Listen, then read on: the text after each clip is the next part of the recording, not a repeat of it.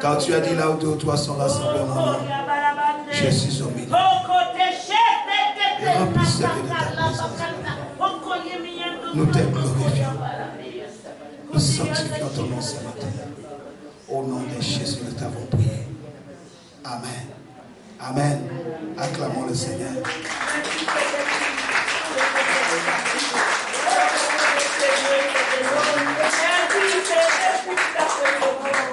Alléluia. Pendant que tu te tiens, ouvre ta Bible dans les Psaumes 89, verset 7. Nous allons nous tenir debout pour lire cette présente parole. Ensuite, nous allons prier, nous allons nous asseoir, nous allons continuer pour la gloire de Dieu. Le Psaume 89, le verset 7, s'il vous plaît. Nous bénissons tous ceux qui sont là pour la première fois. Nous allons vous reconnaître à la fin. Mais soyez bénis et que Dieu vous fasse beaucoup de bien. Nous sommes heureux que vous soyez avec nous ce matin pour donner gloire à notre Dieu et notre Seigneur Tout-Puissant. Amen. Prépare-toi, tu as de grandes choses pour toi. Psaume 89, verset 7. La Bible dit, « Car qui dans le ciel peut se comparer à l'Éternel? Qui? Qui est semblable à toi parmi les fils de Dieu? Dieu est terrible dans la grande assemblée des saints. Il est terrible. Il fait des choses qui nous dépassent. Il est terrible. Il est redoutable pour tous ceux qui l'entourent. Que quelqu'un dise il est redoutable. Que quelqu'un dise il est terrible. Père très saint, nous inclinons nos fronts. Nous bénissons ta parole ce matin. Toi qui sièges au milieu de ton peuple, nous te laissons toute la place ce matin. Nous appelons toute chair à cette terre devant toi. Que seul l'Esprit de Dieu prenne le contrôle et nous guide et nous conduise. Père très saint, toi qui nous as rassemblés en ce lieu ce matin, laisse que ton nom soit sanctifié. Laisse que ton nom soit glorifié. Nous faisons taire toute puissance ennemie et nous les chassons dans les lieux arides au nom de Jésus-Christ. Nous laissons la place à la connaissance de la parole de Dieu, à la révélation de ta parole, car il est clair, car la révélation est claire, car le Seigneur éclaire toute âme qui vient dans sa présence. Laisse que ce matin, la révélation de ta parole éclaire notre intelligence. Père, nous te bénissons. Viens illuminer les yeux de nos cœurs et par ton Saint-Esprit, guide-nous, fais-nous entrer dans ta sainte présence, car il est question ce matin de ta sainte présence. Nous te glorifions et nous te donnons toute la gloire. C'est dans le nom de Jésus que nous avons prié. Qu'ensemble nous disons Amen. Donne-moi un bon Amen très fort. Alléluia. Nous pouvons prendre place, bien-aimés. Le titre du message, c'est le Dieu terrible dans la grande assemblée marche devant ses enfants. Ce Dieu qui est terrible marche devant toi, mon frère, ma soeur. Tu n'as rien à craindre. Alléluia. Jérémie 10 nous dit ceci. Jérémie, chapitre 10. Jérémie, chapitre 10, au verset 7. Il est écrit, qui ne te craindrait, roi des nations? C'est à toi que la crainte est due. Car parmi tous les sages des nations et dans tout leur royaume, nul n'est semblable à toi.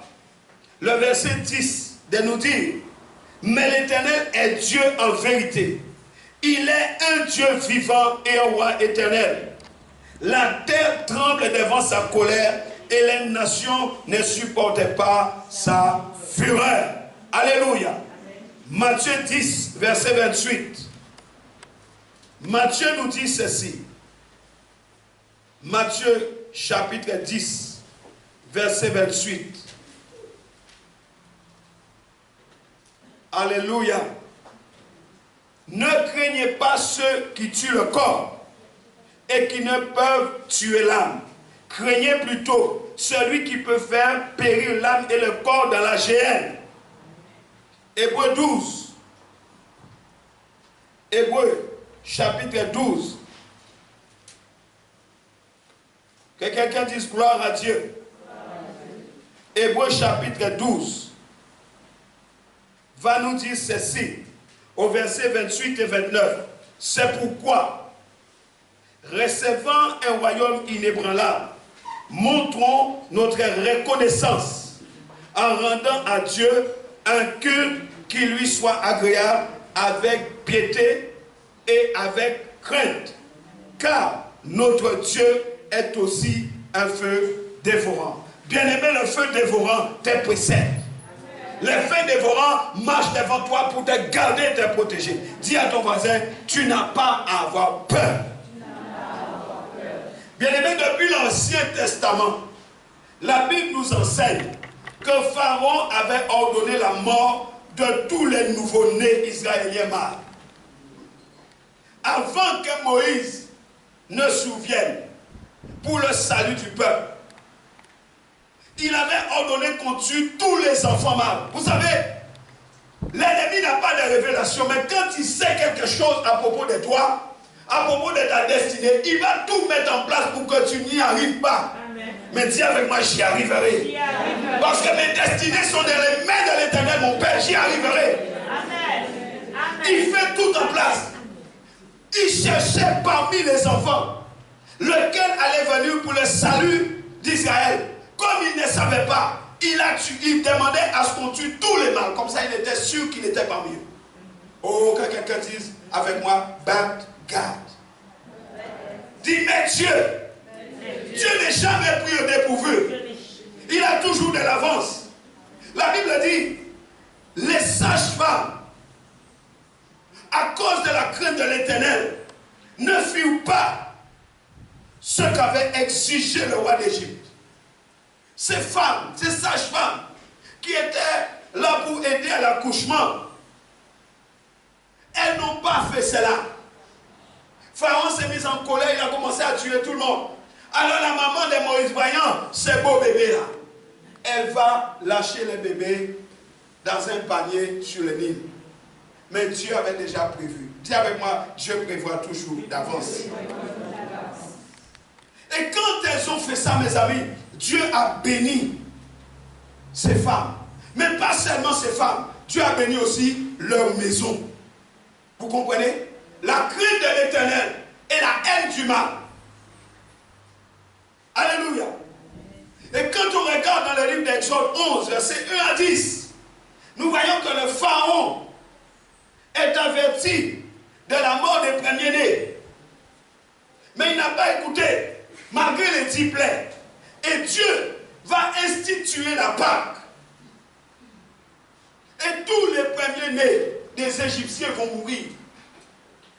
Mais pas un seul cheveu des enfants d'Israël, pas un seul cheveu n'a été touché. Pourquoi? La présence de Dieu était avec eux. Bien aimé, là où il y a la présence, il y a la sécurité. Là où il y a la présence, il y a la bénédiction.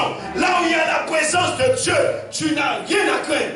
La présence de l'Éternel était avec eux. Tous les enfants, les premiers-nés, des hommes jusqu'au bétail des Égyptiens, tous sont morts. Mais à cause du sang qui était répandu sur les linteaux, les enfants d'Israël, à l'intérieur, étaient gardés, ils étaient protégés. Alléluia.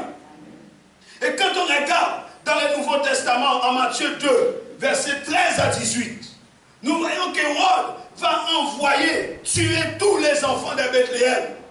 Il cherchait qui? Il cherchait le roi des rois. Dis avec moi, ceux qui veulent tuer ma destinée, ils ont déjà échoué. Dis encore, ils ont déjà échoué. Tous ceux qui en veulent à ma vie, tous ceux qui en veulent à ma destinée, ils ont déjà échoué. Je ne dis pas qu'ils vont échouer. Je dis qu'ils ont déjà échoué.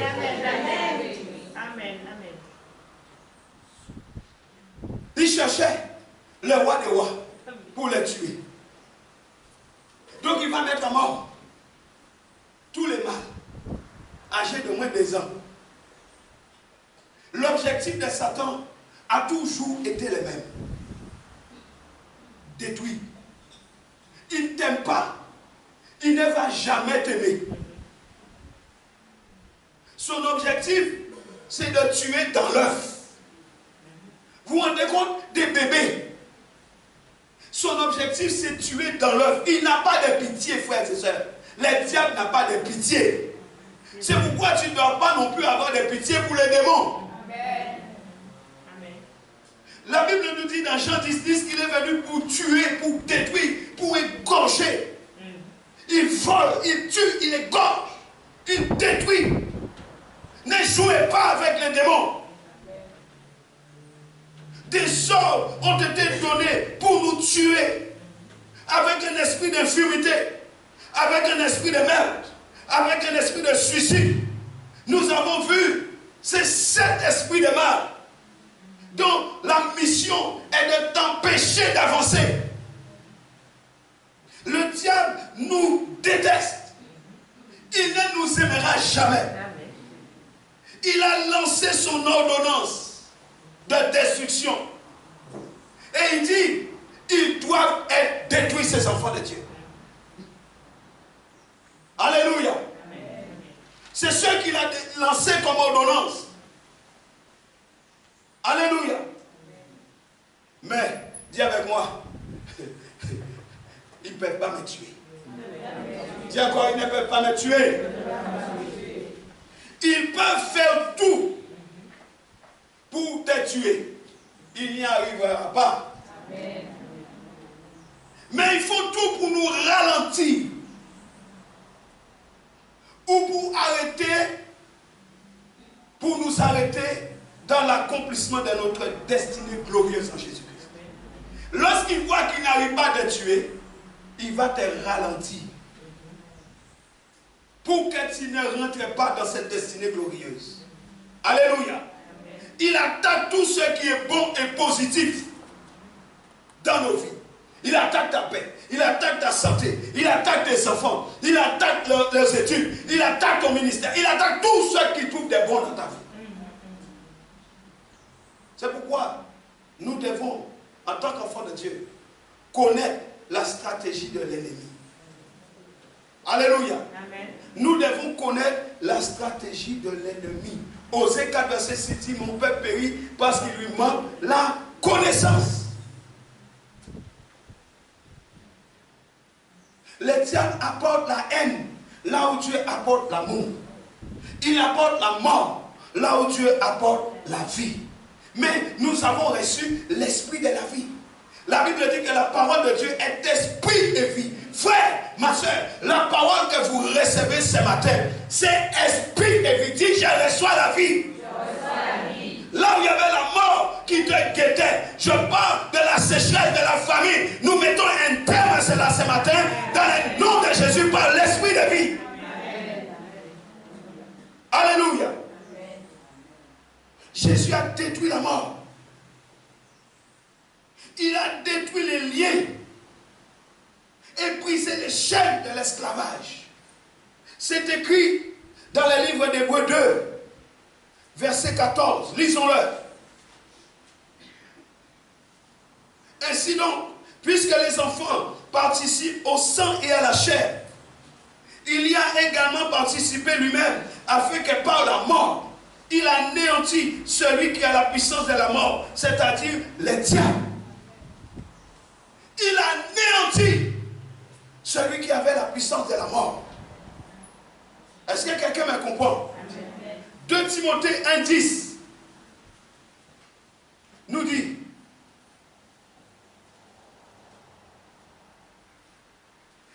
il y a quelqu'un qui a été résurrection de notre Seigneur Jésus-Christ. Celui-ci a détruit la mort et a mis en évidence la vie et l'immortalité par l'évangile.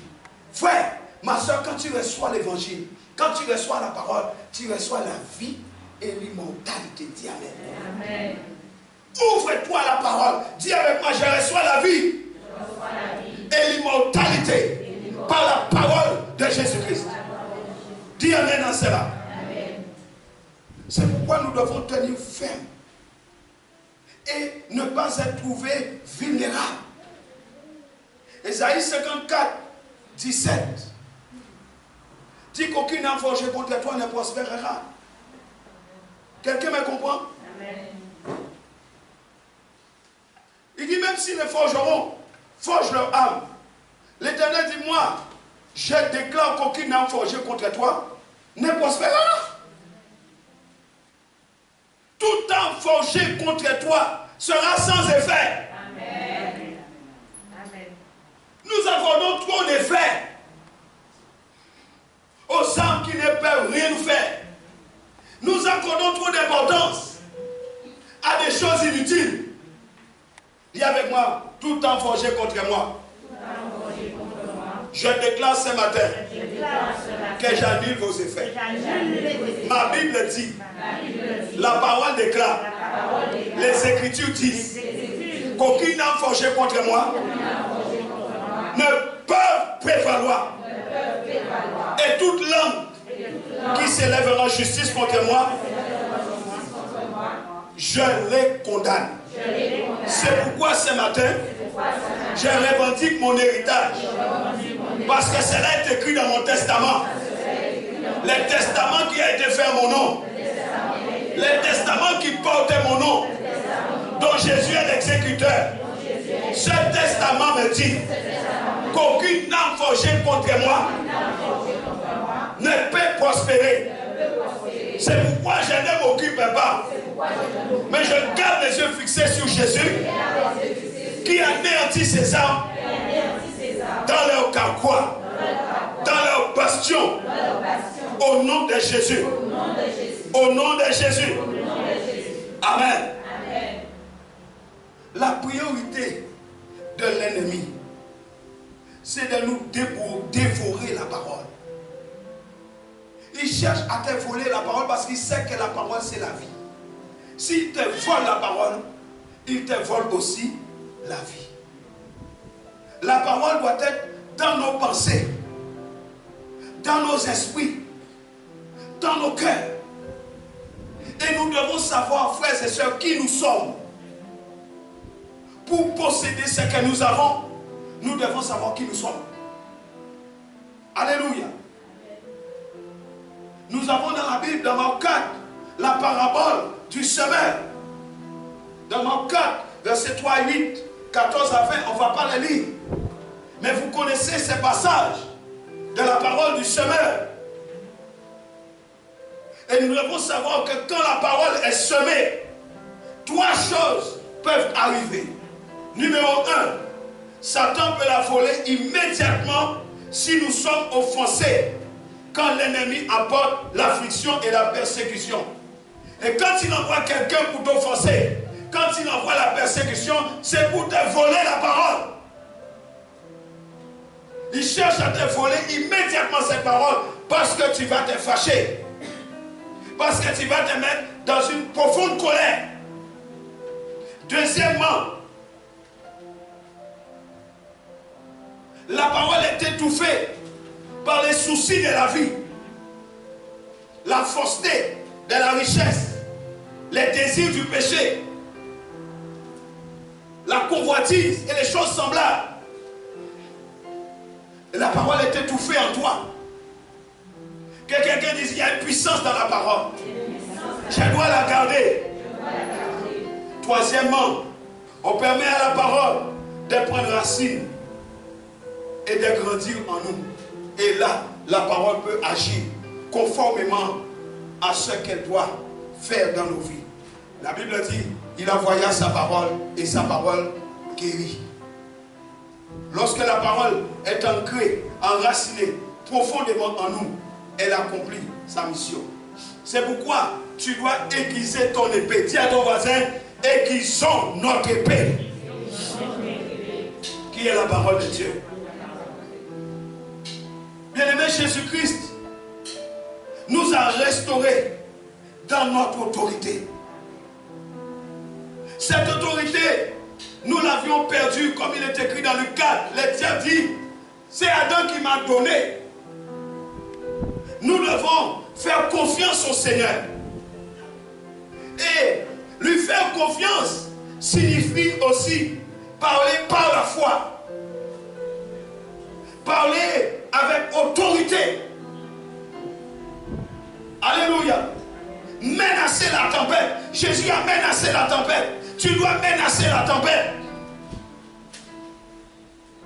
Tu dois aussi rester en alerte, niveau d'alerte maximal. La Bible dit soyez sobres.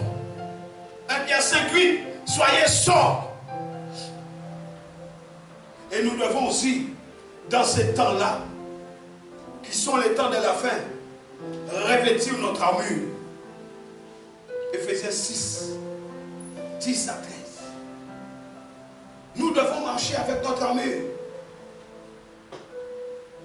N'oubliez pas une chose, bien-aimé, c'est que nous avons le choix. Tu as le choix de parler avec foi ou de ne pas le faire. Tu as le choix de garder la parole ou de ne pas la garder.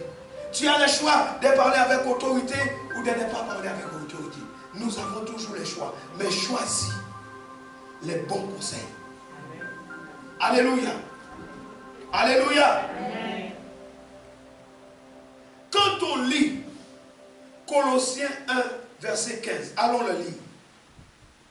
Nous avançons petit à petit pour instaurer la présence de Dieu parce qu'il est important que tu comprennes cela. Colossiens 1 nous dit, verset 15, c'est Jésus. Il est l'image du Dieu invisible, les premiers-nés de toute la création. Car en lui ont été créées toutes les choses qui sont dans les cieux et sur la terre, les visibles et les invisibles. Trône, dignité, domination, autorité. Tout a été créé par lui et pour lui. Il est avant toute chose et toute chose subsiste en lui. Il est la tête du corps de l'Église. Il est le commencement, les premiers-nés d'entre les morts, afin d'être en tout les premiers. Car Dieu a voulu que toute plénitude habitât en lui. Il a voulu par lui réconcilier tout avec lui-même, tant ce qui est sur la terre que ce qui est dans les cieux, en faisant la paix par lui, par le sang de sa croix. Et vous, qui étiez autrefois étrangers et ennemis, par vos pensées et par vos mauvaises œuvres, il vous a maintenant réconciliés par sa mort dans le corps de sa chair, pour vous faire paraître devant lui, saint, irrépréhensible et sans reproche. Alléluia. Alléluia. Bien-aimés, la Bible nous dit que Jésus est le premier-né de toute la création. Qu'est-ce que ça veut dire? Le fait d'être le premier-né a une double dimension.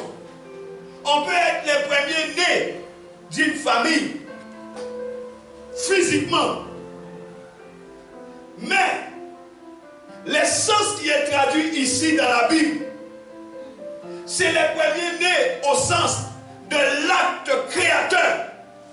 Ça veut dire que Jésus a la priorité sur tout. Regardez mes amis, ce que la Bible dit de David. David n'était pas le premier-né physiquement dans sa famille. Mais pourtant, quand Dieu parle de lui, il dit mon premier-né David. Donc la connotation qui est dedans, c'est une connotation qui renvoie à la place primordiale qui lui a été notifiée. Quelqu'un me comprend? Amen. Jésus mérite la première place dans ta vie. Il est le premier-né de toute la création. Il doit être le premier dans ta vie. Ésaïe 44, verset 24. Est-ce que Jésus est ta priorité. Ésaïe 44, 24. Ainsi parle l'Éternel, ton Rédempteur, celui qui t'a formé dès ta naissance. Moi l'Éternel, j'ai fait toutes choses. Seul j'ai déployé les cieux. Seul j'ai étendu la terre. Alléluia. Les rachetés de Dieu. Dieu nous appelle assemblée des premiers-nés. Vous comprenez? Vous comprenez ce que j'ai dit? Jésus est le premier-né de toute la création. Par sa mort, son ensevelissement et sa résurrection, il a fait de nous l'assemblée des premiers-nés. Oh, que quelqu'un dit, je suis important. Bien-aimé, tu as de la valeur devant Dieu. J'ai dit que le fait d'être premier-né, ce n'est pas physique. C'est au sens de la valeur, de la priorité. Le ciel a notifié que tu es son assemblée, l'assemblée des premiers-nés. Or, il y a quelque chose de particulier qui est donné aux premiers-nés. C'est pourquoi Ésaïe, quand il a vendu son doigt d'aînesse, il a vendu aussi tout ce qui était attaché au doigt d'aînesse. Oh, dis à ton voisin, j'ai un doigt d'aînesse. Alléluia. Apocalypse 20, verset 15. Nous dit, quiconque ne fut pas trouvé écrit dans les livres de vie fut jeté dans les temps de feu. Mais tu as été choisi. Oh, que quelqu'un dit, je suis le racheté de l'Éternel. Dis encore, je suis le racheté de Dieu. Nous avons été justifiés par le précieux sang de l'agneau. Alléluia.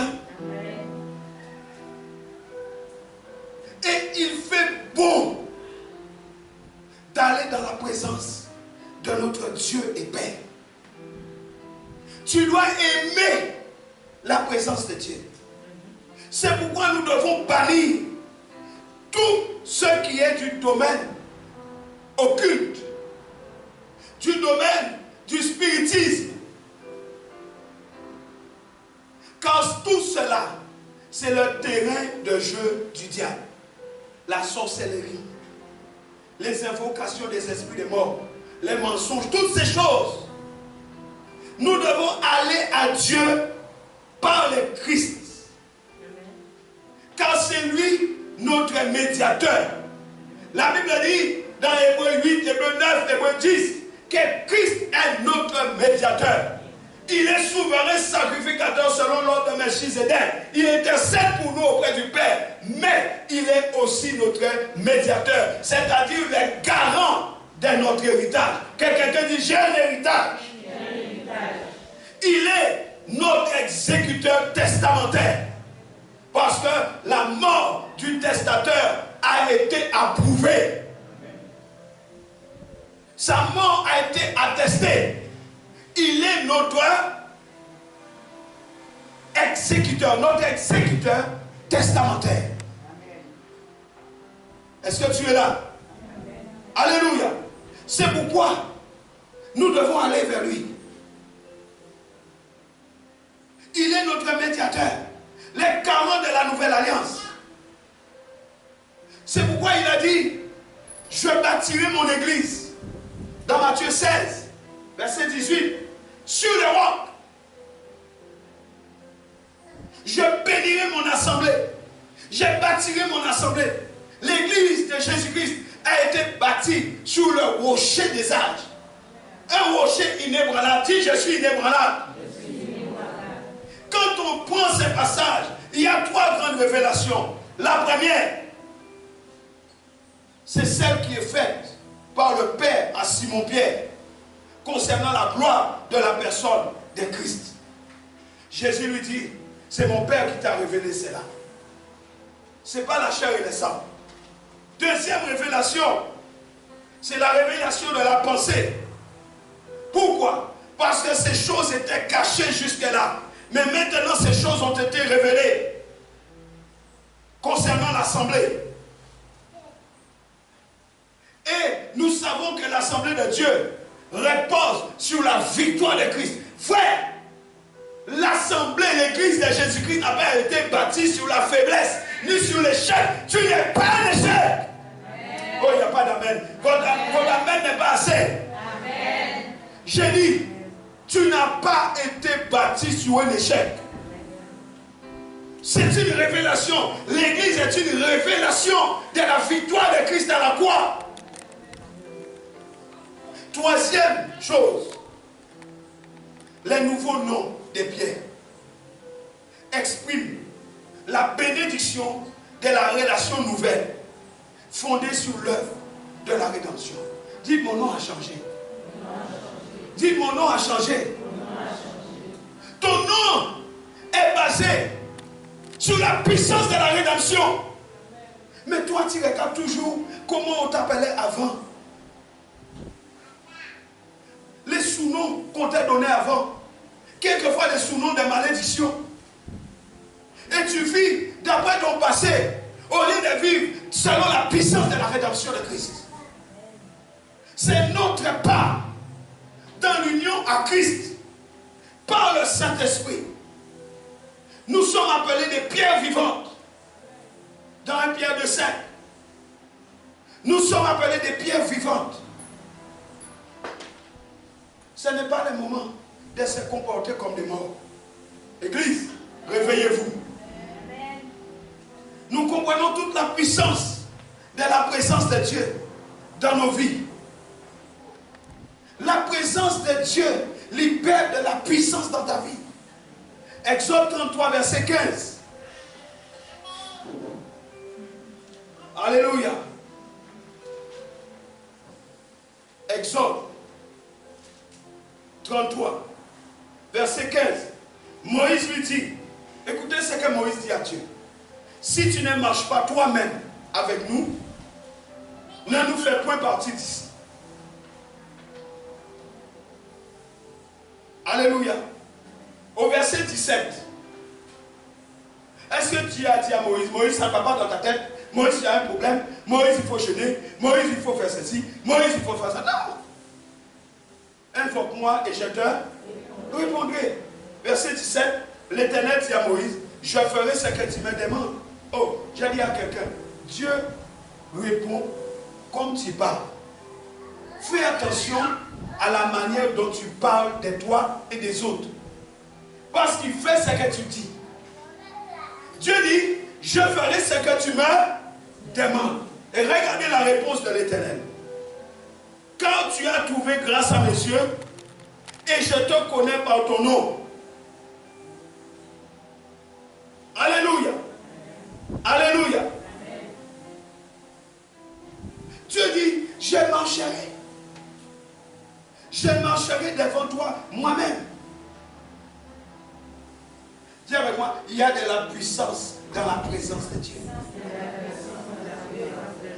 Bien-aimé, cette puissance est disponible aujourd'hui encore.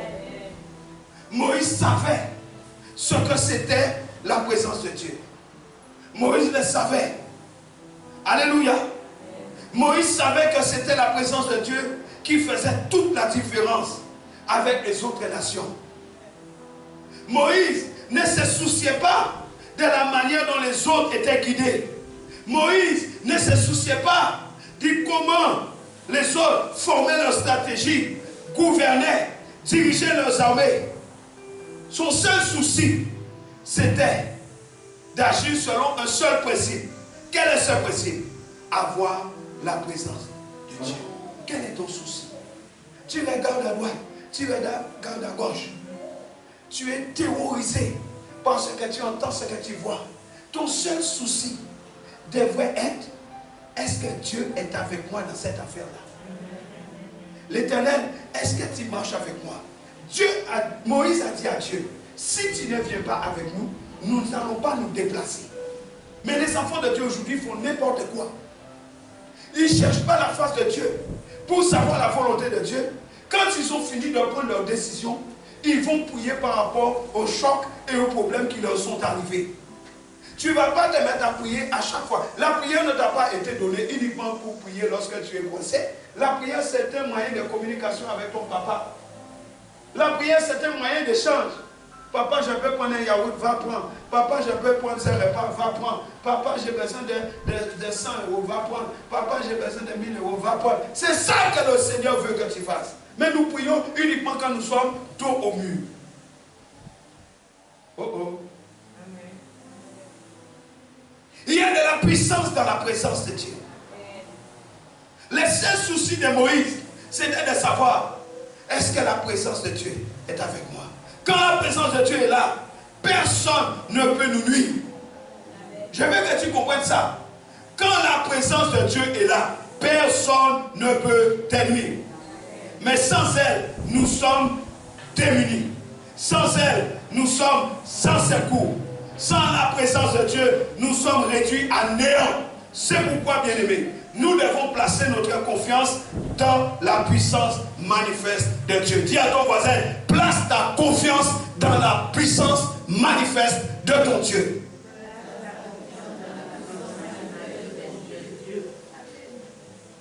Alléluia. Alléluia. Si des gens qui ont été une fois dans ta vie sont partis, laisse-les aller. Parce que tu ne sais pas si ce n'était pas pour ça qu'ils étaient là. Juste pour t'épouser et après sortir de ta vie. Mais pourquoi tu ne veux pas qu'ils partent? Laissez-les. Alléluia. Alléluia. Amen. Quand un bus part de l'arrêt pour arriver au terminus, toutes les personnes qui sont montées dans le bus arrivent au terminus? Répondez-moi. Est-ce que tous ceux qui sont montés dans le bus au départ, est-ce que tous arrivent au terminus? Il y a des gens qui montent, il y a des gens qui descendent, il y a d'autres qui montent, il y a d'autres qui descendent. Il y en a qui montent, qui arrivent jusqu'au terminus. Toutes les personnes qui passent dans ta vie ne viennent pas forcément pour rester. Amen, amen, amen. Il y en a qui viennent pour un temps. Quand ils partent, laissez-les aller. Laissez-les aller. Car c'était simplement des passages. Amen. Ils ont accompli leur but. Regardez 8. Chapitre 1. Allons les voir. 8. Laissez-les aller. Ils ont fini leur mission. La Bible dit 8, chapitre 1. Vous connaissez cette histoire avec Naomi. Mais regardez au verset 14. La Bible dit, elle élevait la voix et pleurait encore. Orpa baisa sa belle-mère, mais Ruth s'attacha à elle. Orpa est parti, mais Ruth est restée. Parce que Ruth devait rester. Parce qu'il y avait une destinée pour Ruth qui était attachée à Naomi. C'est pas Naomi que Ruth devait rentrer dans la gloire, dans la généalogie de Jésus. Oh, que quelqu'un me donne un bon amen. C'est pas Naomi, ce n'était pas Orpa, mais Orpa a fait sa part. David, quelques temps après, va aller récupérer l'arche. Mais le problème, c'est qu'ils ont mis l'arche sur un char avec des bœufs. Et l'arche allait tomber. Qu'est-ce qui s'est passé? Poussa a mis la main pour empêcher à l'arche de tomber. Pour nous, ça paraît bien. Mais sauf que ce n'était pas ainsi que Dieu avait prévu. Il fallait que ce soit un lévite. Donc Poussa a été frappé instantanément devant l'arche. L'arche représente la présence de Dieu. Et dans cette arche, on trouve la manne, les bâtons qui a fleuri et les tables, les pains de proposition, on trouve dedans. On trouve les pains de proposition dans cette âge qui symbolise la présence de Dieu. Ussa a été frappé immédiatement. David va se mettre en colère parce qu'il estimait que les choses ne devaient pas se passer ainsi. Mais il va dire où est-ce qu'on peut mettre l'arche. Et qu'est-ce qu'il fait? Il envoie l'arche chez un païen. Obed-Edom, c'est un Philistin. Vous comprenez? Obed-Edom, c'est un fils de Gad. Il envoie là-bas et il regarde ce qui se passe. Il dit certainement, ils vont mourir là-bas. Mais le problème, c'est que cet homme craignait Dieu. Et l'arche, 3 mois seulement, dis 3 mois. Au bout des 3 mois, toute la maison d'Obed-Edom a été bénie. Toute sa famille a été bénie. Tout ce qui lui appartenait a été béni. Frère, fais rentrer l'arche dans ta maison. La présence de Dieu doit investir ta vie. La présence de Dieu doit investir les jeunes, vos études. Vous échouez parce que la présence de Dieu n'a pas investi vos études. Vous faites vos études sans présence. Vous vivez sans présence. Et nous-mêmes, enfants de Dieu, notre vie n'est pas remplie de la présence de Dieu. Voilà pourquoi les soucis du monde nous affectent. Est-ce que je parle à quelqu'un? Je veux que tu comprennes ça aujourd'hui. 3 mois seulement on suffit. Là où il y a la présence de Dieu, là où il y a la présence manifeste de Dieu, j'ai dit, il ne peut pas y avoir de désordre et d'agitation. Même l'échec ne règne pas dans la présence de Dieu. La présence de Dieu a amené une grande gloire dans la famille d'un païen. Mais toi, tu es un enfant de Dieu, non? Tu as l'Esprit de Dieu en toi. Tu marches avec cette présence en toi. Regardons notre vie. Nous avons le Saint-Esprit à l'intérieur de nous. Mais regardons-nous. Il est temps que le monde arrête de croire que la chrétienté, c'est Alléluia, Amen, chanter, danser. Non. Dis avec moi, on changera d'avis à mon sujet. Dis à partir d'aujourd'hui, on changera d'avis à mon sujet. Frère, ma soeur, laisse seulement la présence de Dieu investir ta vie. Parce que la présence de Dieu t'amène à la différence. Un homme qui est rempli de la présence de Dieu, il n'a pas besoin de parler, il est seulement la différence. Abimelech a dit à Abraham, je vois que tu es différent, que Dieu est avec toi. Même Satan, quand il est allé voir l'Éternel, quand Dieu faisait la publicité pour Job, il a dit, c'est parce que tu l'as béni qu'il est comme ça. Retire seulement ta main, tu verras être maudit. Dieu dit, tu ne connais pas Job, moi je le connais. Satan dit, retire seulement ta main, c'est parce que tu l'as béni.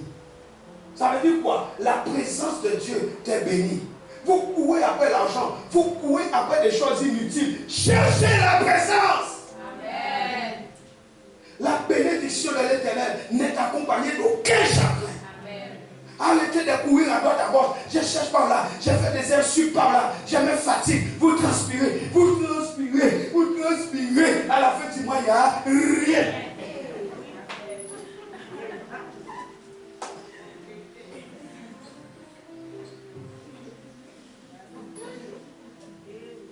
Sec.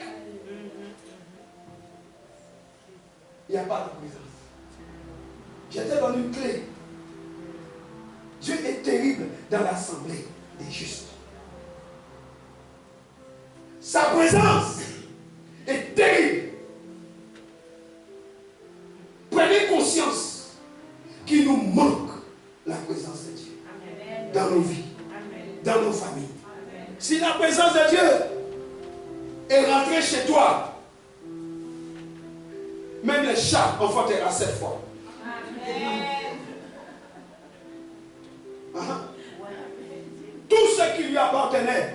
d'or à Obed a été béni. Tout. Quelqu'un dit tout. Quelqu'un dit tout. Il dit même les chats enfantera cette fois. Mais, cependant, il y a une condition attachée à l'obtention et au maintien de sa présence dans nos vies. Dieu est un des principes. Dieu attache une condition. 2 Chroniques 15.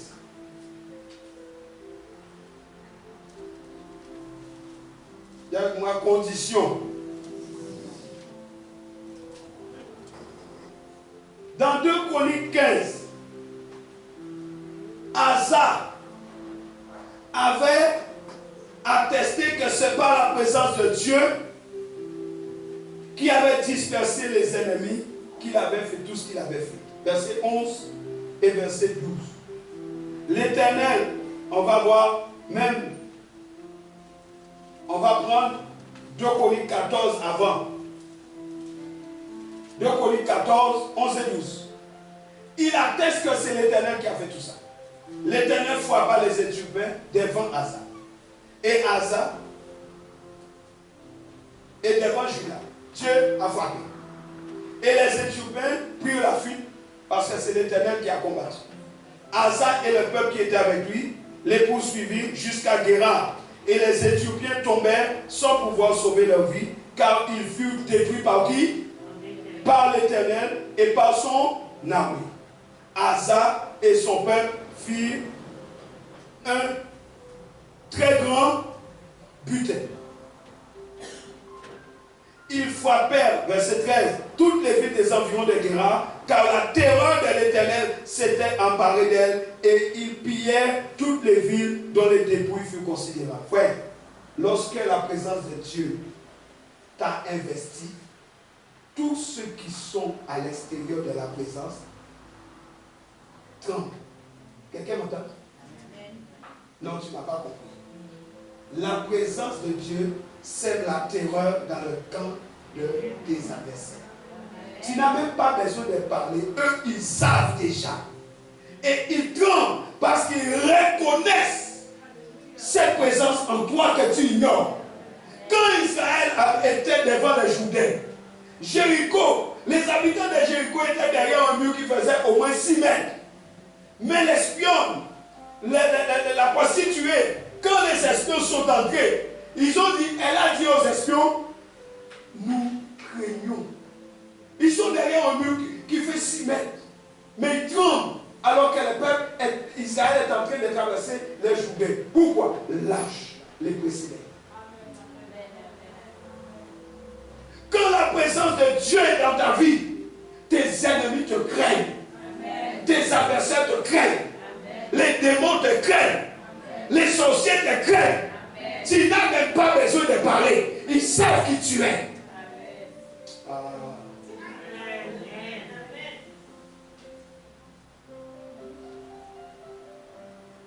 Asa, Dieu était devant. Dieu a frappé ses ennemis. Ses ennemis craignaient Asa. Asa lui-même va attester la présence de Dieu. Alléluia. Au chapitre 15, verset 1 à 4, il est écrit: l'Esprit de Dieu fut sur Azaria, fils d'Obed. Et Azaria alla au-devant d'Asa et lui dit: écoutez-moi, Asa, et tout Juda et Benjamin. L'Éternel est avec vous quand vous êtes avec lui. Si vous le cherchez, vous le trouverez. Mais si vous l'abandonnez, il vous abandonnera. Pendant longtemps, il n'y a eu pour Israël ni vrai Dieu, ni sacrificateur qui enseigna ni loi. Mais au sein de leur détresse, ils sont retournés à l'Éternel, le Dieu d'Israël. Ils l'ont cherché et ils l'ont trouvé. Celui qui cherche trouve toujours. Alléluia. Bien-aimé, voici les secrets. Dis à ton voisin, tiens ces secrets. C'est le secret de l'obtention et du maintien de la présence de Dieu dans nos vies. Il dit quoi? Si vous le cherchez, vous le trouverez. Mais si vous l'abandonnez, il vous abandonnera. Voilà les secrets de sa présence. Alléluia. Nous devons rechercher l'Éternel de tout notre cœur. Et il viendra à nous avec sa présence. Sa présence est une force toute puissante. Et cette force va jaillir de nos vies. 1 Samuel 2:30. Cette puissance va jaillir de nos vies. La Bible dit ceci. C'est pourquoi, voici ce que dit l'Éternel, le Dieu d'Israël. J'avais déclaré que ta maison et la maison de ton père marcheraient devant moi à perpétuité. Et maintenant, dit l'Éternel, loin de moi, car j'honorerai, retenez bien ça, j'honorerai celui qui m'honore, mais ceux qui me méprisent seront méprisés. Est-ce que c'est clair? Est-ce que c'est clair? C'est pourquoi nous ne devons pas laisser notre zèle s'émousser. Il y a beaucoup d'enfants de Dieu. Beaucoup. Les ailes s'est émoussé. Qu'est-il arrivé à ton zèle? Où est les ailes d'autrefois? Où est les ailes que tu avais? Où est ton zèle du premier amour? Ton épée s'est émoussée. Les ailes s'est émoussées. Bien-aimés, nos vies doivent être un instrument de sa puissante présence. Dis Seigneur, que ma vie aujourd'hui soit un instrument de ta puissante présence.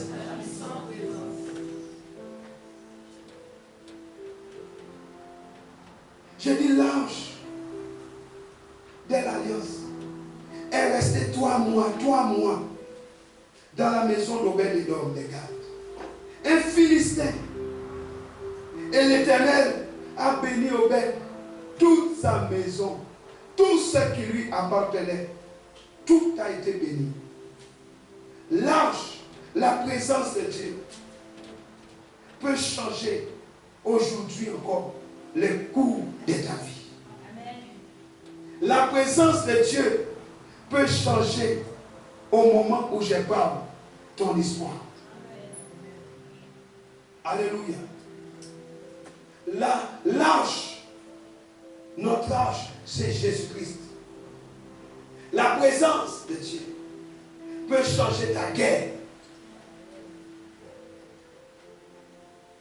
Mais à condition que nous soyons dans l'obéissance aux préceptes de Dieu. Peuple de Dieu, il faut revenir à l'obéissance. Les Israélites ont perdu leur combat à cause de leur infidélité au Dieu des armées. Et l'arche de l'alliance. Une alliance protège la relation entre deux parties. L'arche de l'alliance protège les enfants de Dieu. Mais voici, malgré l'arche, l'ennemi les a vaincus. Regardez, nous avons le Saint-Esprit, nous avons Jésus. Nous chantons, nous avons Jésus, nous avons son esprit, nous avons sa puissance, et pourtant nous perdons.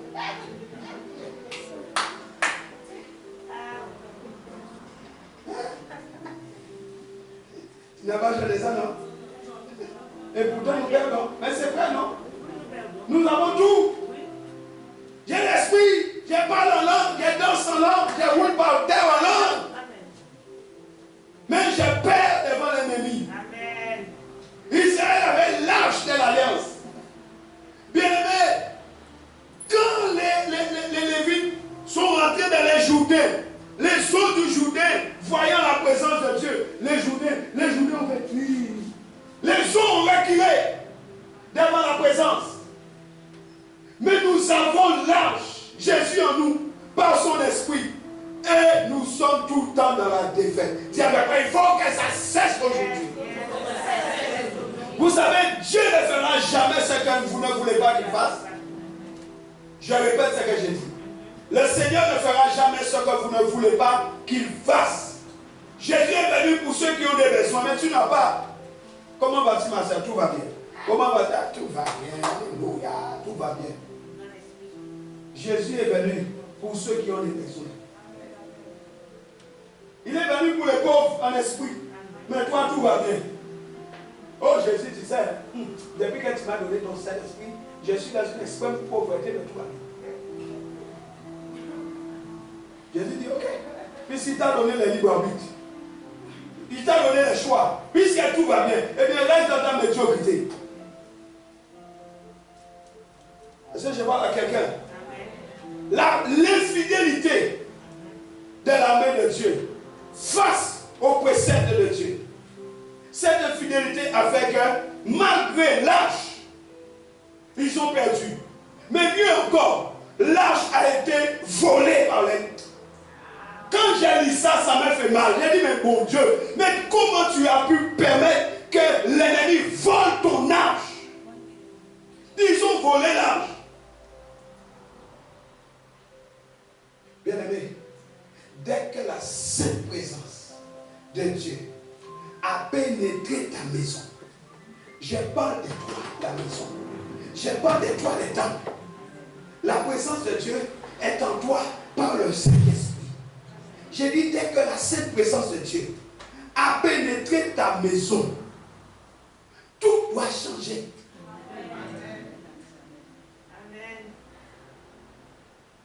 C'est la même présence qui a pénétré la maison d'Obed-Édom.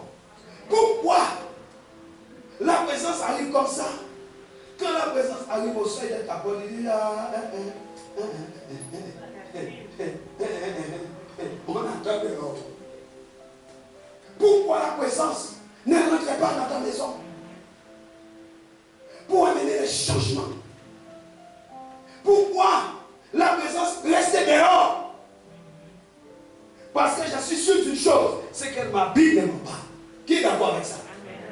Si la présence rentre chez toi, les inconvertis sont convertis. Amen. La sorcellerie est brisée. L'échec est brisé. Amen. La bénédiction rentre aussi. Amen. Tous tes enfants sont bénis. Amen. Et ça se voit. Même ton voisin va le voir. Amen. Alors pourquoi? Qu'est-ce qui ne va pas dans nos vies?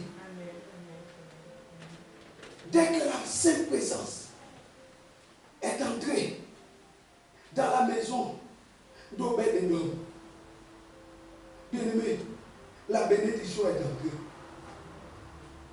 Quand la présence de Dieu est rentrée chez Abraham, ils allaient détruire Sodome et Gomorrhe.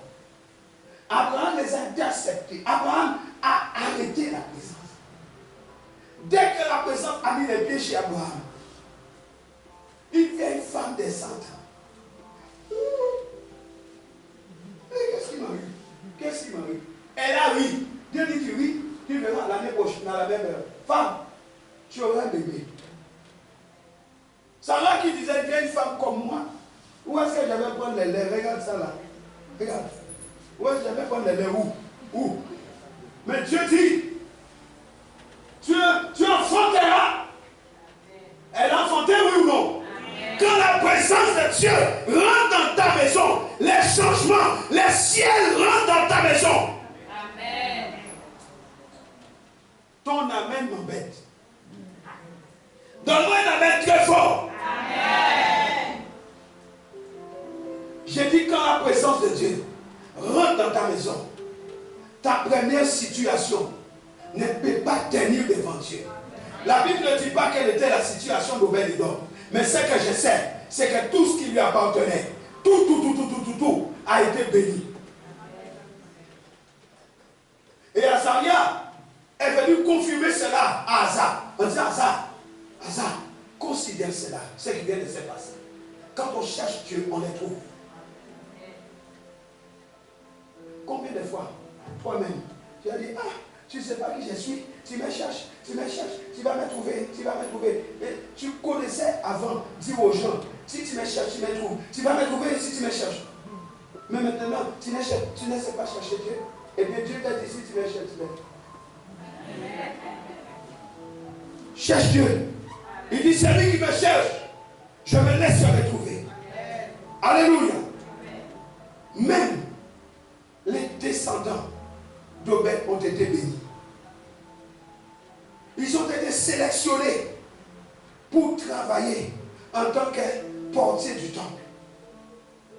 Tu envoies un CV par-ci, on met ça à la poubelle. Tu envoies une demande par là, on met à la poubelle. Pourquoi? Le fait que l'âge est entré chez Obed, ses descendants après lui ont été sélectionnés pour être portier, chantre dans les temples. Ça veut dire, le fait de marcher avec la présence de Dieu, ça va couler jusque dans ta descendance. Tes petits-enfants vont hériter de cela. Les petits-enfants d'Obed ont été choisis pour travailler dans le temple comme portiers et chantent tout simplement à cause de la crainte que Obed avait de la présence de Dieu.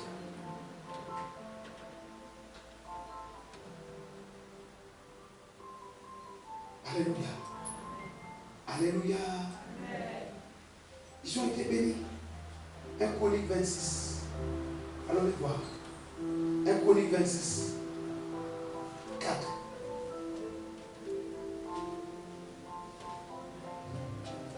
Voici les portiers du temple. Voici les classes des portiers. Des classes. Des cohérites. Et nous arrivons au verset 4. Fils d'Obed-Édom, Shemaya, les premiers-nés, Josabad, les seconds, Joach, les troisièmes, Saka, les quatrièmes, Nethanim, les cinquièmes. Or, on dirait que tout le monde a été pris. Vous entendez? Vous entendez? Amiel, les sixièmes, Issachar, les septièmes, Peltaï, les huitièmes, car Dieu l'avait béni. À Shemaya, son fils Nakir, des fils qui dominèrent dans la maison de leur père, car ils étaient des vaillants hommes. Oh. Et on peut continuer. Fils de Shemaya, Otni, Raphaël, Obed et Elzabad et ses frères, hommes vaillants, Elihu et Semaya. Tout cela étaient des fils d'Obed. Eux, leurs fils et leurs frères étaient des hommes pleins de vigueur et de force pour le service. 62. Ça n'était fait que ça. Moi, si j'étais à ta place, j'aurais sauté, j'aurais acclamé Dieu. 62 fils d'Obed, tous pris dans la maison de Dieu. Des vaillants hommes, pleins de vigueur, pleins de force. Pourquoi? Parce qu'un jour, un homme a accueilli la présence de Dieu. Ta vie peut changer aujourd'hui. Amen. Ton histoire peut changer aujourd'hui. Dieu veut que tu arrêtes de débattre aujourd'hui. Nous nous débattons. Un jour bon, un jour pas bon. Un jour bon, un jour pas. On court en pleurs. On rit, mais on a peur de rire trop longtemps. Parce que si on rit trop longtemps, je me souviens que les malheurs arrivent. Donc je garde un peu de force pour pleurer. Donc j'ai ri, et puis je m'arrête. Parce qu'il faut de la force pour pleurer toi. Frère, ça peut changer aujourd'hui. Dis à ton voisin qu'aujourd'hui ça change. Dis-lui, fais rentrer seulement la présence. Un homme fait rentrer la présence de Dieu dans sa maison. 62, pas 6, 62 ont été tous vaillants, vigoureux. Quand j'ai lu ça, j'ai dit, waouh, il y a quelque chose qui nous manque. J'ai dit, Seigneur, montre-moi ce qui nous manque. Montre-moi où on faillit, où on manque quelque chose, où on n'a pas fait quelque chose. Ce n'est pas possible.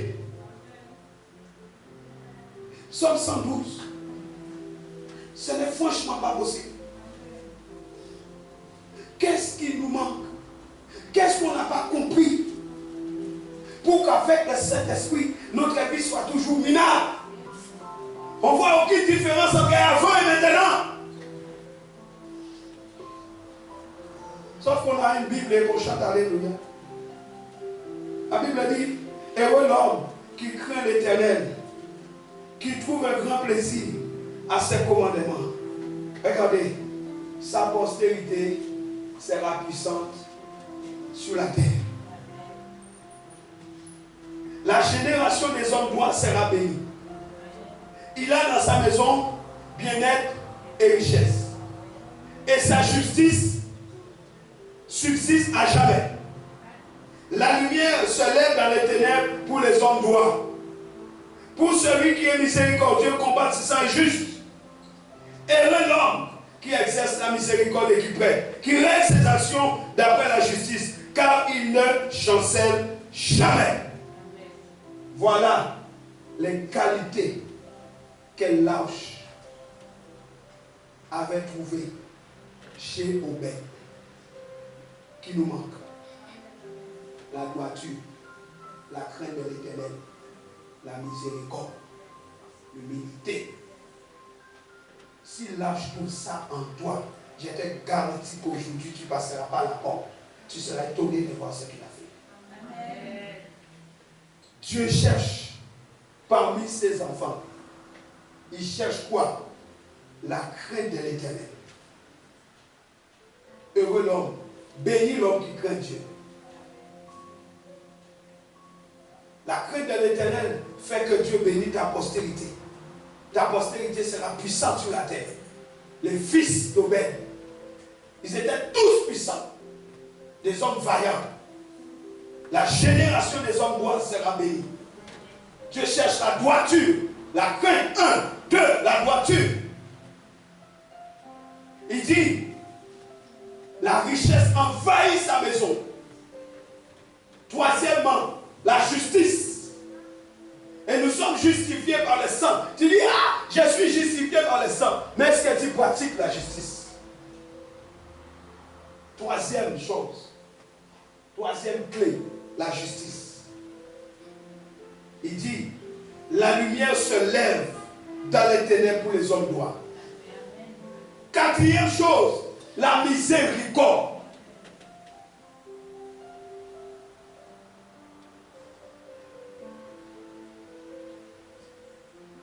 Alléluia. Heureux l'homme qui exerce la miséricorde et qui prête, qui règle ses actions d'après la justice. Dieu te dit, tu ne chancelleras pas devant l'ennemi. Est-ce que ça va? La crainte, la droiture, la justice, la miséricorde. Les méchants, ils vont te regarder, ils vont te voir. Ils vont grincer les dents. Mais ils ne pourront rien. Ils vont tous tomber. C'est écrit à la fin du verset. Ils grincent les dents, mais ils périssent tous. Pourquoi? L'homme qui marche avec la crainte de l'Éternel. L'homme qui marche dans la droiture. L'homme qui marche dans la miséricorde. L'homme qui pratique la justice. Le feu dévorant les péchés. Parce que Dieu est 3 fois saint. C'est la sainteté de Dieu qui te précède. Et cela met l'ennemi en déroute. La présence de Dieu, c'est du feu. Et l'ennemi reconnaît cela. Alléluia. Alléluia. La bénédiction de celui qui croit, qui craint Dieu. Vous comprenez? L'Éternel envoie la prospérité. Nos prières demeurent inefficaces. Pourquoi? À cause de la désobéissance au commandement de Dieu. Et quand nous prions, nous nous retrouvons comme les fils de Séba. Les fils de Séba, les démons les ont frappés. Mais nous, pourquoi? Parce qu'ils ont dit au nom de Jésus que Paul prêche. Mais ils ne craignaient pas Dieu. Et nous, quand nous désobéissons à Dieu, et quand nous prions au nom de Jésus, rien ne se passe. Nous sommes comme eux. Nous prions les pères au nom de Jésus, mais nous ne voyons rien parce que nous sommes dans la désobéissance et nous croyons que Dieu va envoyer sa présence. Je dis à quelqu'un, la présence de Dieu fait toute la différence. Ne prie pas comme les hommes de Séba qui ne craignent pas Dieu. La crainte de l'Éternel est le commencement de la sagesse. C'est la haine du mal. Alléluia. Quand on obéit à Dieu, sa sainte présence au travers du Saint-Esprit devient une source de bénédiction. Vous entendez? Dieu veut que tu sois une source de bénédiction. Obed-Édom est devenu une source de bénédiction pour sa famille, sa génération. Cela était déjà prévu. Parce que Dieu bénit Abraham et il dit à Abraham, je ferai de toi une source de bénédiction. C'était déjà prévu, puisque nous sommes héritiers en Abraham et co-héritiers par la grâce en Jésus-Christ. Dieu avait déjà prévu cela. Dans Genèse 12, verset 2, Genèse 13, verset 7, Genèse 15, verset 5, c'est écrit. Dieu a non seulement béni Abraham, mais il a fait de lui une source de bénédiction. Et aujourd'hui, nous sommes bénis en Abraham. Oui ou non? Amen. Nous sommes héritiers d'Abraham. Oui ou non? Amen. Il est le père de la foi parce que nous sommes héritiers. Et Dieu dit, je veux faire pareil avec vous. Des fleuves d'eau vive couleront de ton sein. C'est écrit dans Jean 7, 38. Des fleuves d'eau vive couleront de ton sein. Dans Jean 4, 34.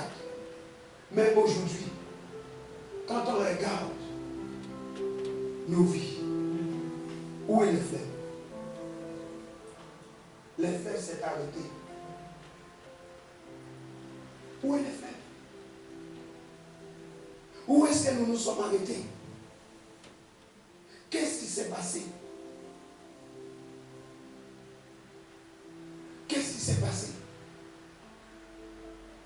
Quand la présence de Dieu investit une vie, cette présence affecte ton environnement. Joseph, Dieu était avec Joseph dans la prison. Dieu était avec Joseph dans le puits. Dieu était avec Joseph chez Potiphar. Qu'est-ce qui s'est passé chez Potiphar? Toute la maison de Potiphar a été bénie. Qu'est-ce qui s'est passé dans la prison? Joseph régnait dans la prison. Qu'est-ce qui s'est passé quand il est arrivé devant Pharaon? Il est devenu premier ministre. Il a fait l'ENA, il a fait l'école, il a fait les grandes écoles. La présence. Dites la présence. Dites encore la présence manifeste. Bien-aimé, la présence manifeste de Dieu fait toute la différence. Tu peux chanter, tu peux crier, tu peux danser, Tu peux prier en langue. Tu peux intercéder sans la présence. On peut même prêcher sans la présence. Mais lorsque la présence de Dieu est là, l'environnement est sous le contrôle. Lorsque la présence de Dieu est quelque part, sur un homme, tout change. Même Saül, quand il a rencontré le collège des prophètes, les gens qui regardaient ont dit, mais attends, Saül est-il prophète? Parce qu'ils ont vu Saül en train de prophétiser. Pourquoi? L'onction prophétique, l'onction de la présence était là. Saül a été infecté par la présence de toute l'onction prophétique qui était sur les prophètes. L'environnement l'a infecté. Frère, laisse-toi infecter, non pas par le coronavirus, mais par la présence. Ne résistez pas à la présence de Dieu. Laisse-toi infecter. Il est bon d'être infecté par la présence de Dieu. C'est ainsi que tu peux sauver toute ta famille. Je dis à quelqu'un, tu peux changer ta destinée. Et tu peux changer aussi la destinée de toute ta génération. Dites avec moi en un jour. Dis avec moi en un jour. Tout peut changer. Et c'est aujourd'hui. Les jours de la présence. Dieu dit quoi? Laisse-toi trouver. Je me laisserai trouver par ceux qui me cherchent. Si nous voulons cette présence, il est dans la main aujourd'hui. Dieu n'est pas contre ça. L'Éternel n'est pas contre ça. Il dit, invoque-moi, je te répondrai. En fait, il parlait de sa présence. Parce que Dieu, il est au ciel. Et il nous a donné sa présence. Et cette présence est en toi. Tu dois l'attirer. On se contente simplement de prier en langue. On fait beaucoup de choses. Mais où est la présence?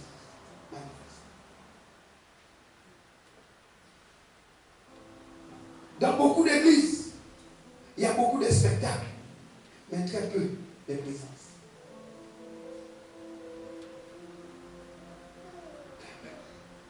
Là où il y a la présence, les vies sont transformées.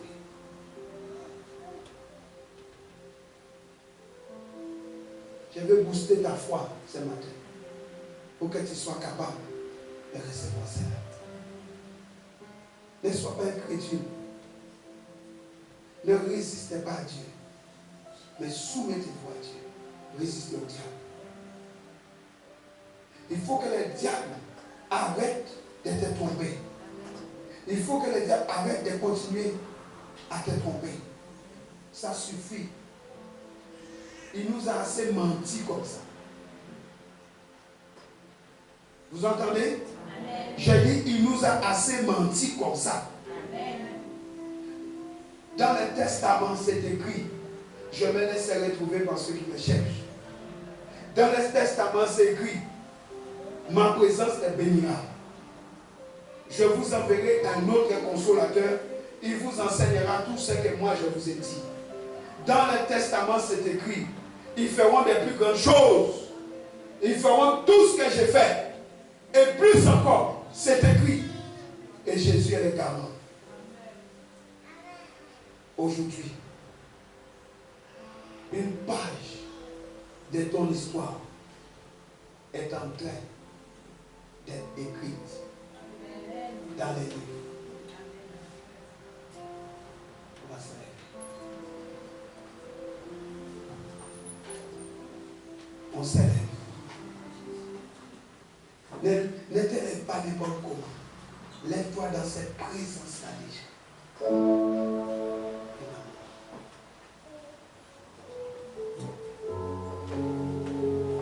dans cette présence.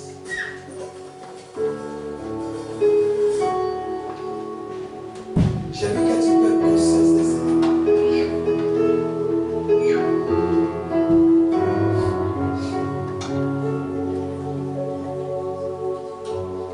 Prends conscience. Prends conscience.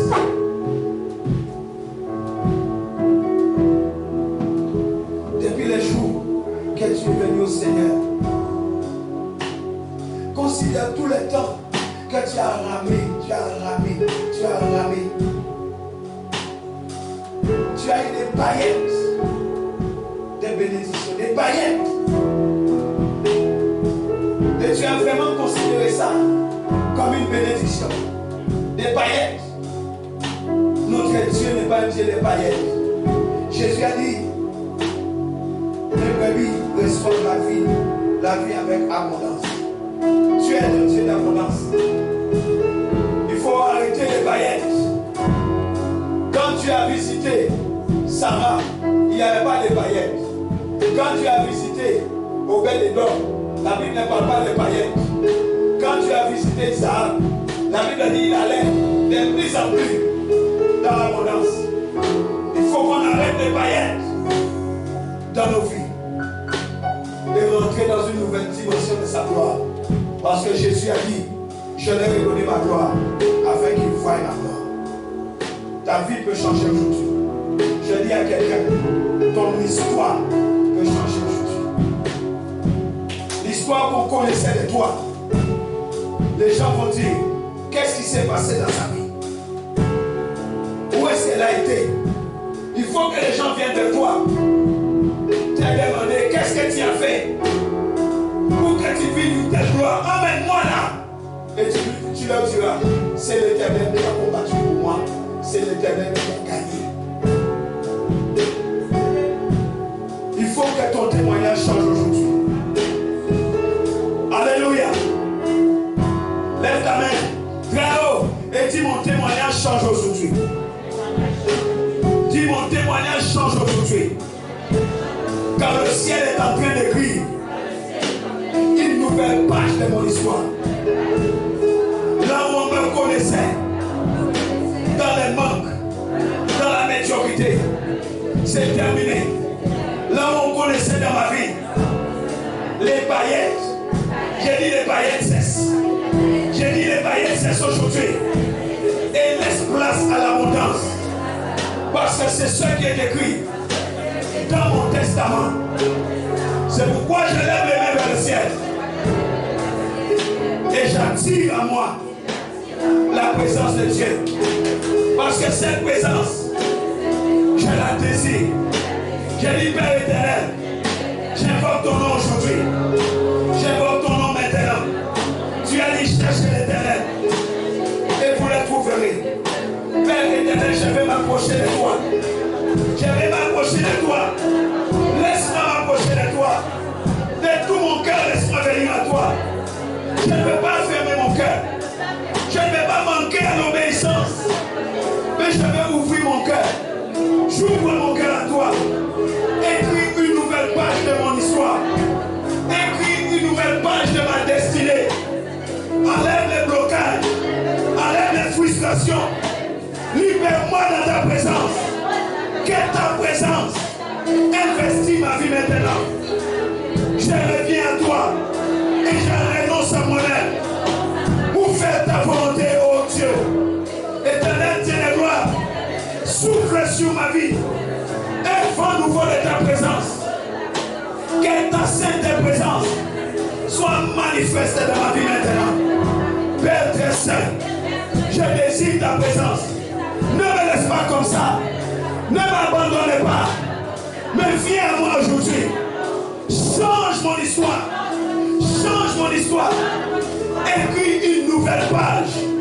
Que ceux qui me connaissaient comme un échec, à partir d'aujourd'hui, quand ils vont me voir, ils vont donner gloire à ton nom. Parce que c'est toi qui l'as fait. Parce que c'est toi qui écris cette page. Parce que c'est toi qui change ma vie. Saint-Esprit de Dieu, Esprit de feu, viens maintenant Et embrase-moi. Embrase-moi.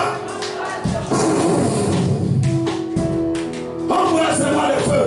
Embrase-moi de ta présence. Esprit des quatre vents, souffle sur mon âme.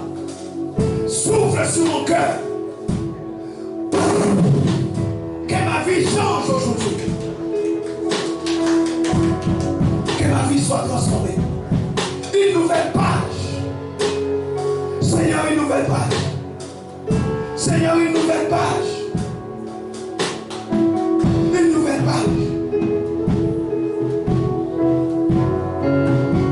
Et je veux t'adorer de tout mon cœur. Et je veux t'adorer de toute mon âme. Car tu es mon Dieu.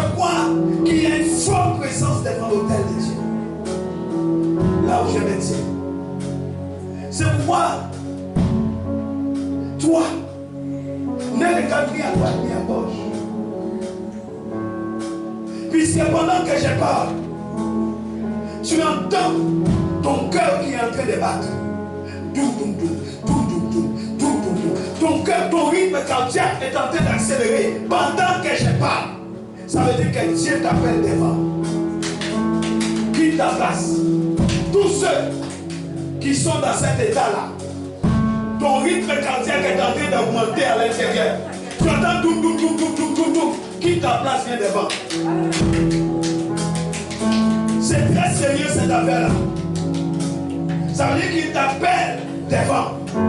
J'ai dit ceux qui entendent doum, doum, doum, doum, doum, le rythme cardiaque est en train de battre. Si ton rythme cardiaque est en train d'accélérer, viens devant. C'est un appel à quitter ta place. Parce qu'il veut changer la page de ton histoire aujourd'hui. Avancez encore. Là, c'est bon. Gardez vos mains levées. Maintenant, je vais m'adresser à une deuxième catégorie de personnes. Je m'adresse à une deuxième catégorie de personnes.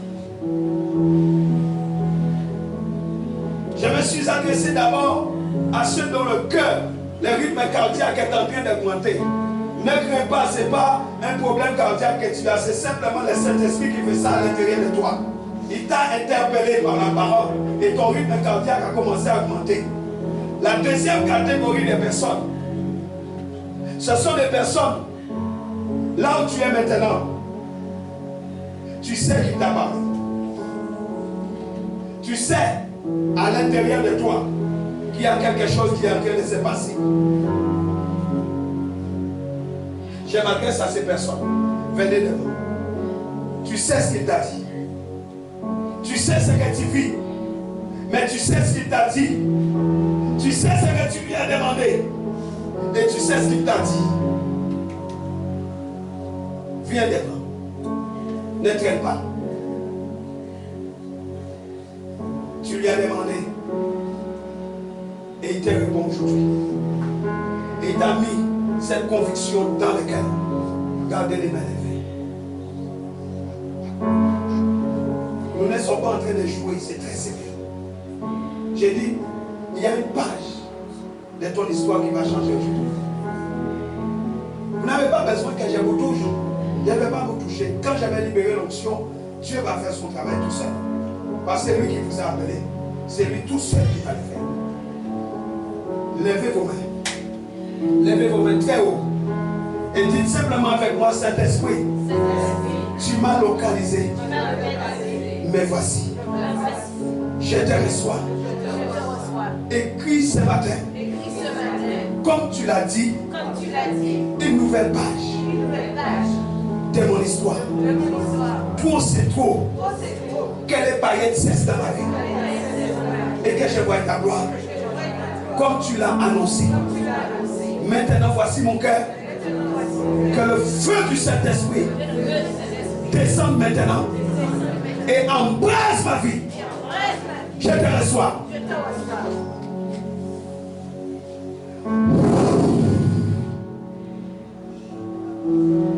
Ça descend.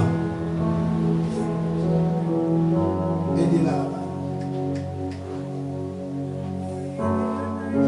J'ai dit le feu est en train de descendre. Posez-la par terre, s'il vous plaît. Passez.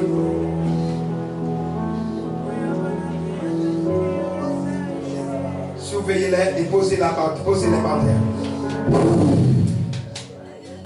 Dès que vous voyez, posez-les par terre pour que les gens ne se blessent pas. Recevez. Toute la salle, levez vos mains. C'est pour tout le monde. Et il y a des choses que l'Éternel fait selon sa grâce. Parce qu'il sait pourquoi il est fait. Mais personne ne sera épargné. J'ai dit, reçois ce matin sa présence. Ouvrez-vous à la présence de Dieu. Ouvrez vos cœurs à sa présence et recevez.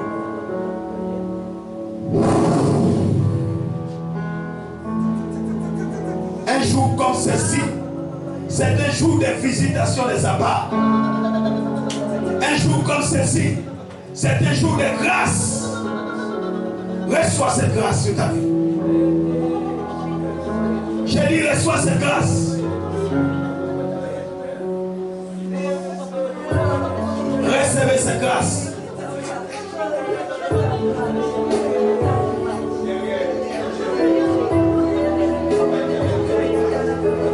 Je te bénis parce que tu l'as béni.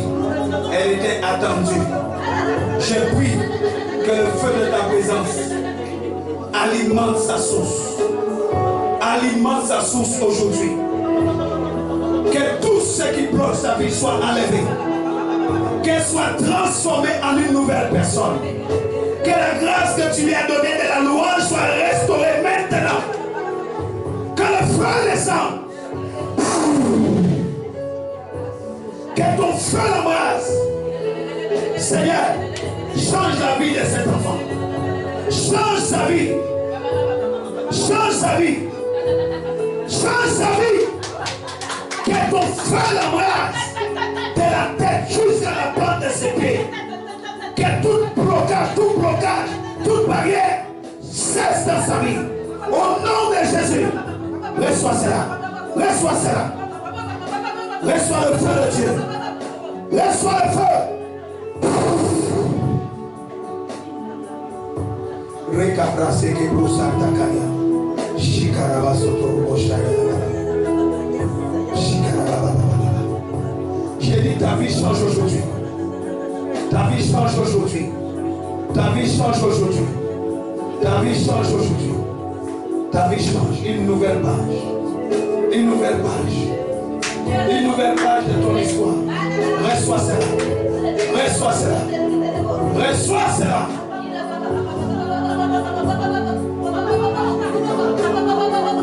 Aujourd'hui. J'ai dit c'est aujourd'hui. Non pas demain.